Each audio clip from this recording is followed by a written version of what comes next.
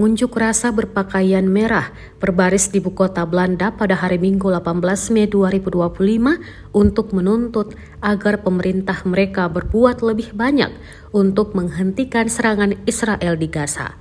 Aksi tersebut dikatakan sebagai demonstrasi terbesar di negara itu dalam 2 dekade. Kelompok hak asasi manusia dan lembaga bantuan termasuk Amnesty International, Save the Children, dan Doctors Without Borders memperkirakan kerumunan itu berjumlah lebih dari 100.000 orang. Rekamannya juga diunggah di Instagram @aonpalestine. Protes itu terjadi saat Israel meluncurkan tahap pertama serangan baru di jalur Gaza yang dijuluki kereta perang Gideon yang bertujuan untuk merebut wilayah strategis di daerah kantong itu. Pejabat yang terkait dengan Hamas telah melaporkan lebih dari 100 orang tewas dalam 24 jam terakhir.